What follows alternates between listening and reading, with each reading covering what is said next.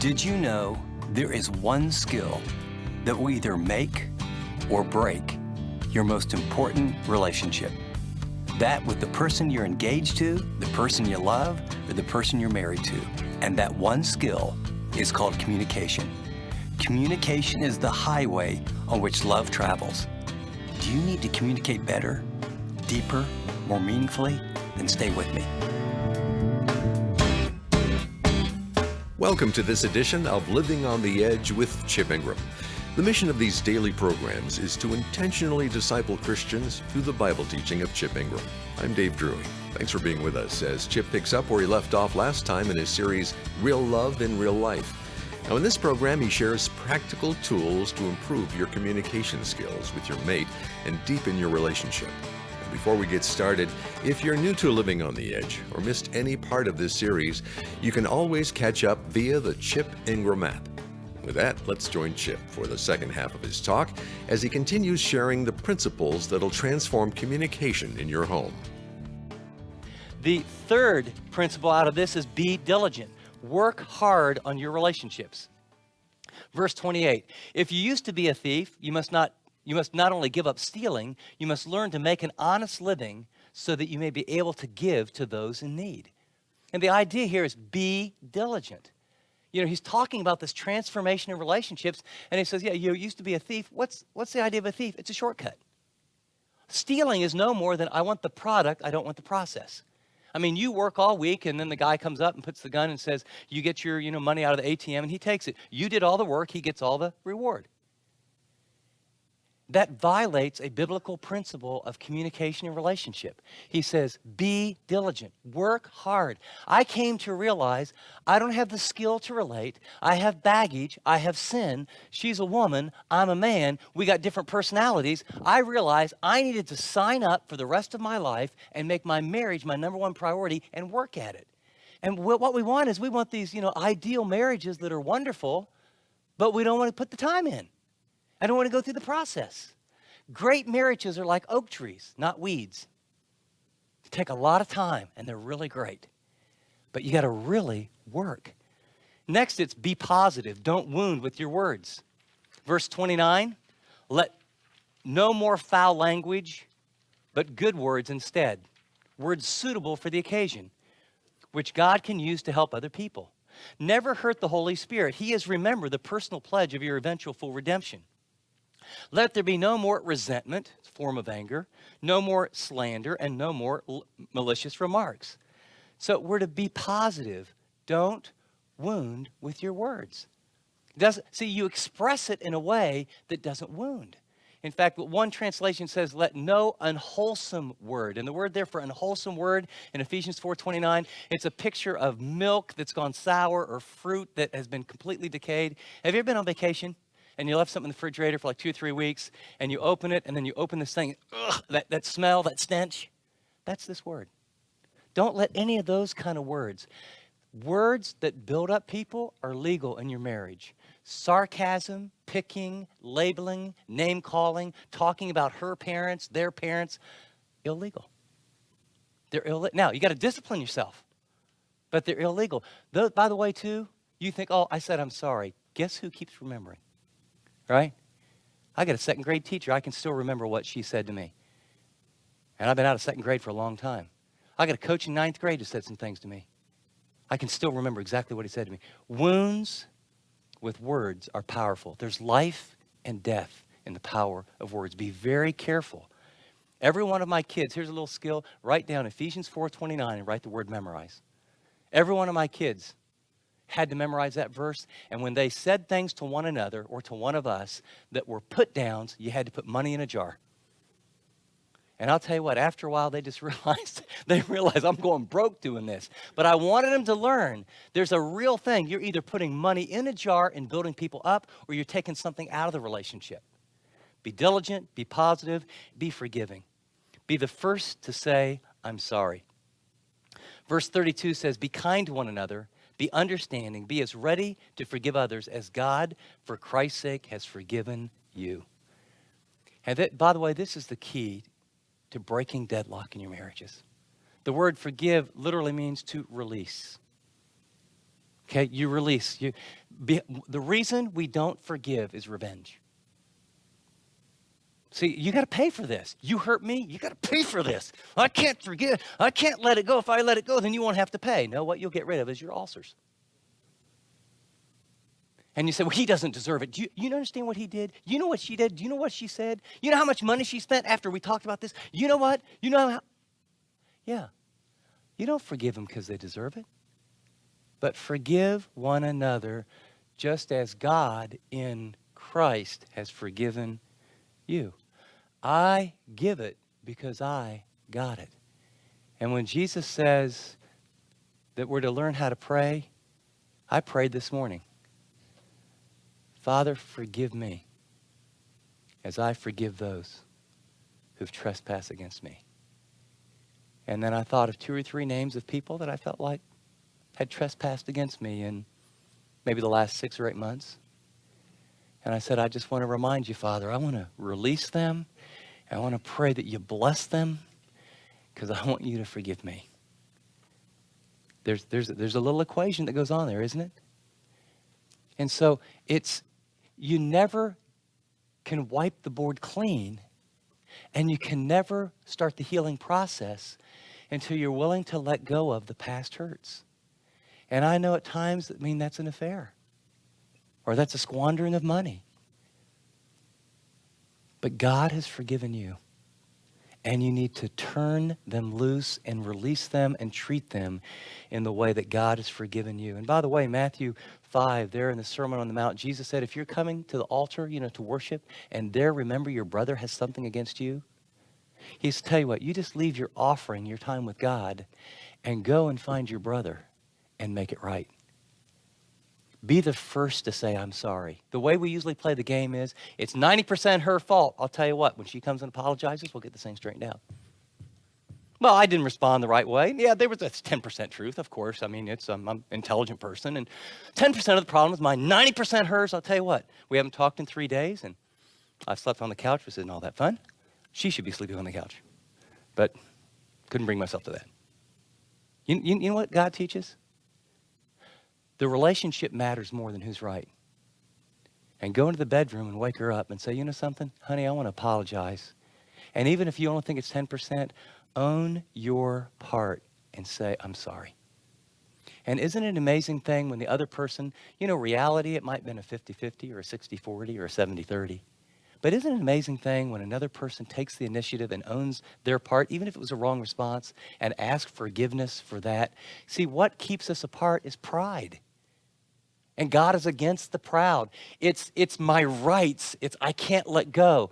Just be the bigger person. Be the first to say, I'm sorry. And what you'll find, tremendous healing will occur in your relationship. Well, those principles are pretty clear, aren't they? Just right out of Scripture. Be honest, be diligent, be positive, be forgiving. I want to give you 3 skills, okay? 3 quick skills. One's a listening skill, one is a conflict resolution skill, and one is a increase your love quotient skill, all right? Are you ready? Skill number 1 is what I call the conference, tool for listening. And this is the way it works. It's very, very, very simple. And there's 3 questions, and they're very easy. And I sit down. I remember the first time we had this. I got this from marriage counseling. Thank you, Dr. Dick Meyer. Okay. I wish Teresa was here because we'd have done this. Teresa, what are you concerned about? Excuse me.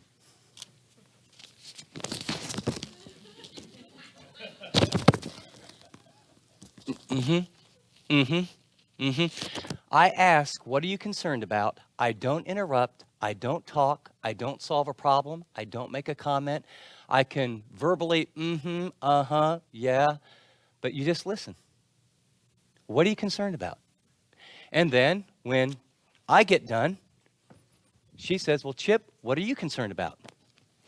And she puts tape over her mouth. Well, you don't have to actually do the tape, but for some, you'll find it's far more effective.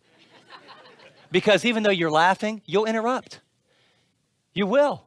So if, this is legal in this little thing that you can say, excuse me, I think maybe you need this tape. All right? And so question 1, what are you concerned about? You pour it out. And by the way, if you haven't done this in a long time, it might take 10, 12 minutes. But you're not asking questions. What are you concerned about? I'm concerned about our marriage not being where I need it to be. I'm concerned about our finances. I'm concerned about kind of what's happening around the world with all these wars. I'm concerned about our daughter. I do not like that guy she's dating. I'm concerned about. And then when it gets quiet, just wait. Anything else? And then you flip it. And then the next question is, what do you desire?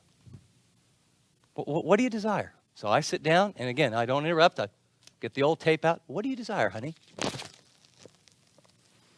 Well, I desire for us to have a close-knit relationship like we used to. I desire for us to get a weekend away and really talk. I desire that you would help me with the kids with their homework because, you know what, I don't understand math anymore, and you're good in math, but you're never around. I desire, and it doesn't have to be super serious. I desire we'd win the lotto and we could give most of the money away, but we could have some real fun for ourselves. I desire, just whatever desire you have, just get it out. So, question, what are you concerned about? What do you desire? You don't interrupt one another. And then the last question, and here's the final rule, what are you willing to do? But there's one rule behind the rule. You don't have to do anything. Don't have to do anything at all. Otherwise, it turns into manipulation. So when I get done, I say to her, what are you willing to do? She can say, I'm willing to have another conference like this in a couple days. Or I'm willing to pray for you at a deeper level. Or in my case, I remember specifically, it's not hypothetical, I'm willing to take over all the math homework for all the kids. Now, here's what you need to understand. Most of us are in levels 1, 2, and 3, right? Most all the time. In about 20 minutes, what occurs is you share all your burdens. That's your concerns. You know what burdens do to you? They weigh you down. And then you share your desires. That's kind of like, that's wind in your sails. And what you're really doing is you have a little time where you say, here's what's weighing me down, babe.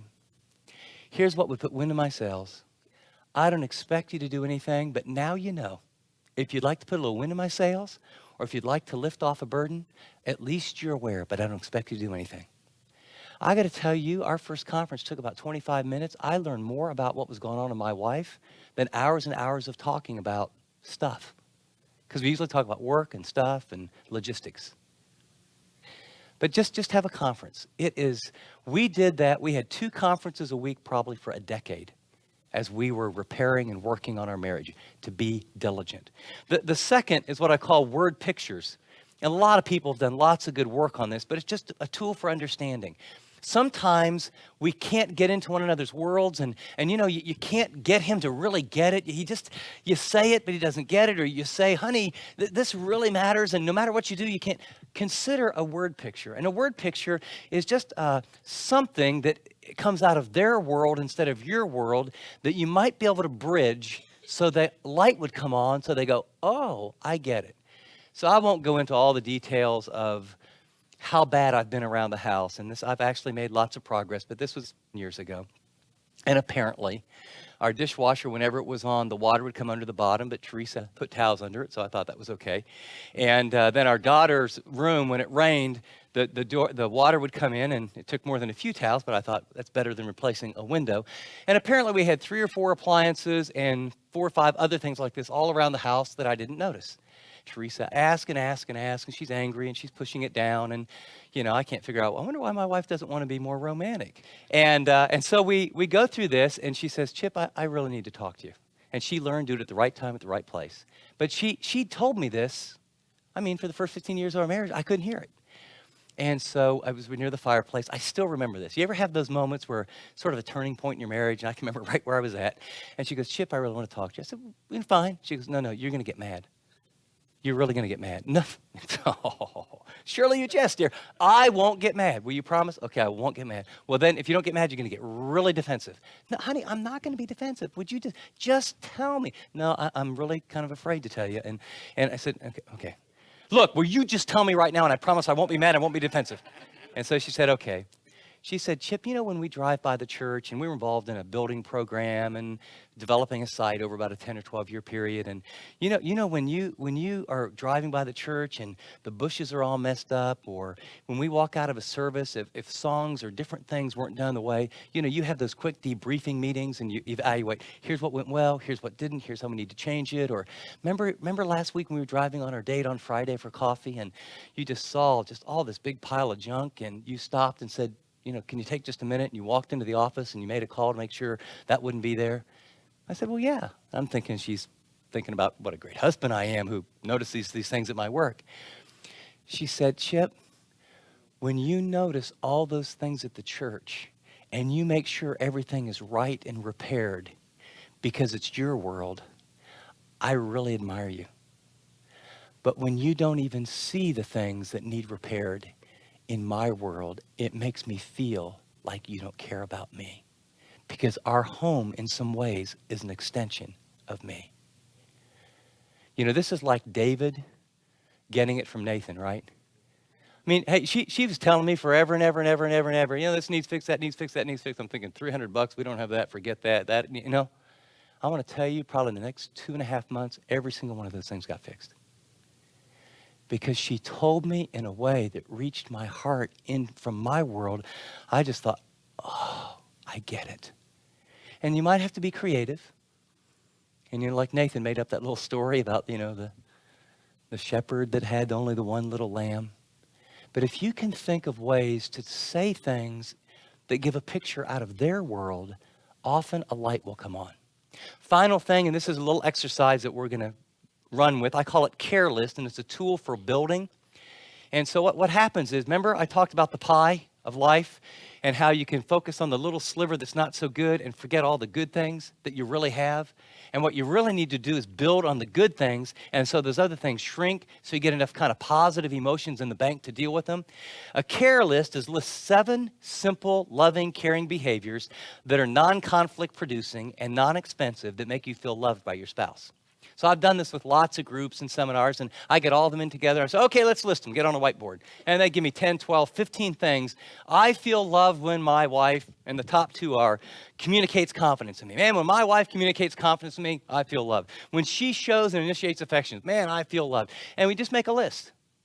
And then my wife would get in the room with a bunch of ladies. So what makes you feel loved by your husband? And ladies would say, when he calls me from work, when he listens intently to me, when he really acts in an understanding way.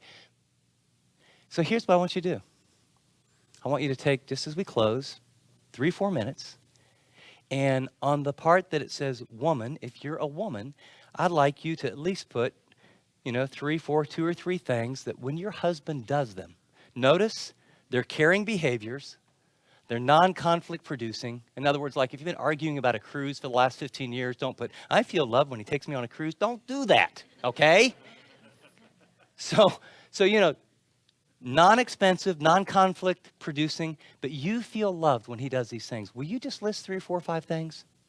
And then men, I want you to list 3 or 4 things that make you feel really loved. And then this is an amazing little thing, but what you do is, ladies, when we get done, you give yours to your husband. And men, you give yours to your wife. And they don't have to do any of them, but what I'm going to suggest is choose one of these and just do one each day. Wouldn't it be amazing to know that I can at least do one thing every day? When I do it, my wife's going to go, wow, he loves me. Wow, he loves me. And for some of you, extra milers, do 2 a day. Right? And what you're going to be doing is you actually, rather than guessing, we spend so much of our energy thinking, I did that, and she didn't respond, he did that. Why not make a list and say, I really feel loved when these things happen? And then give it to the other person with ammunition to say, you are free to love me as much as you want. Right? Christ loves so much he died for his church. Is it too much that we would tell one another clearly what makes us experience love from that person? And then by a willful choice, begin to do the things that communicate love. And what you'll find is that sliver that bothers you will just keep shrinking, because what you're going to begin to do is you're going to create an atmosphere where the deeper, more painful vulnerabilities that you will get to later, it can happen in a healthy place where you feel more secure. Chip will be right back with his application for this message, Communication, Sharing Hearts, Not Just Words, from his series, Real Love in Real Life. Every relationship, whether it's inside a family, a marriage, a friendship, a dating couple, has issues to overcome. Through this series, Chip will address the struggles that impact every relationship and unpack what real love should look like. Discover how to better communicate, handle conflict, and even be more romantic with your spouse. If you're ready to deepen every relationship in your life and be better at giving and receiving love, then this series is for you. For more information about the resources for real love in real life, just go to livingontheedge.org or call us at 888-333-6003. That's 888-333-6003 or livingontheedge.org. App listeners tap special offers. Well, before we go any further, here's Chip with a special word. I want to take a minute today to talk to those of you that have been listening to Living on the Edge for quite a while. You've been ministered to by Living on the Edge. Now, I'm going to ask you to very seriously pray about something specific. Would you consider prayerfully partnering with us on a monthly basis? Monthly partners make a huge difference in the life of the ministry. Not only does it tell us that you're with us, your heart is with us because your money is being given and helping us each and every day, but it tells us that you're really a part of the family, that you are one of those people that, whether it's a big amount, small amount, really that's immaterial. But it's about saying, rather than just now and then, it lets us know, here is a group of people that are on mission with us to help Christians live like Christians. And like any organization, the predictability of knowing that people are behind you, that you can count on whatever it is each month, it makes a huge difference. And so if you've been listening, and I'm sure many of you have already given once here or there, or maybe you have listened and just have never thought about, oh, wow, that's right. These people have to pay for all of this. Would you consider, just prayerfully, God, would you like me to partner with Living on the Edge? It can be whatever amount God shows you, but it would mean the world to us. And I think you would find your heart resonating as you partner with the ministry, because it's not just a financial provision, it's becoming a part of the ministry that helps other people. So here's my request. Pray specifically and then do just whatever God shows you. Thanks, Chip. Well, as you prayerfully consider your role with this ministry, I want to remind you that every gift is significant. When you partner with Living on the Edge, you multiply our efforts and resources in ways that only God can do. To send a gift, call us at 888-333-6003 or go to livingontheedge.org. That's 888-333-6003 or livingontheedge.org. App listeners tap Donate. Well, here again is Chip with some final thoughts from this message. I want to be very specific in today's application. I am deeply, deeply concerned about Christian marriages.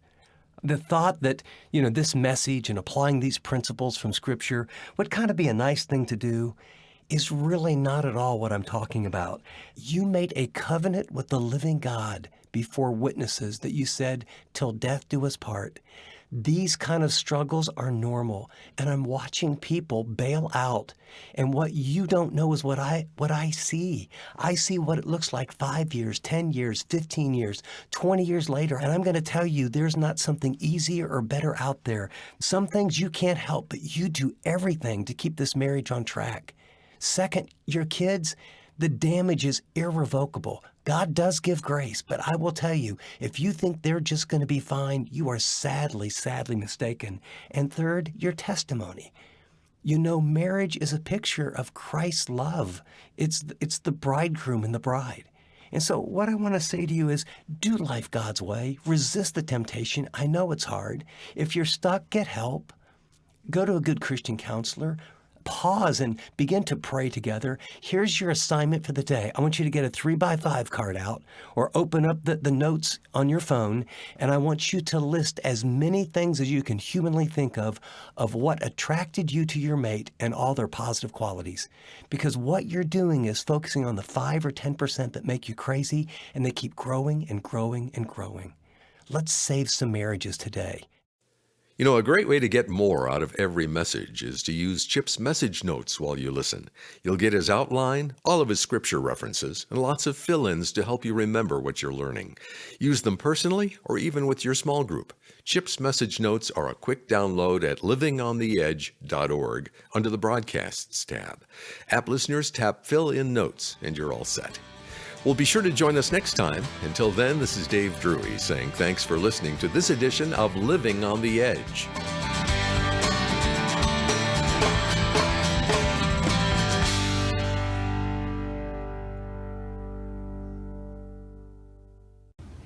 Thanks so much for watching this video. If you'd like to watch more content like this, click and subscribe here to our channel. And by the way, if you'd like to know more about Living on the Edge, find out about more resources, maybe get on the mailing list, go to livingontheedge.org. See you next time.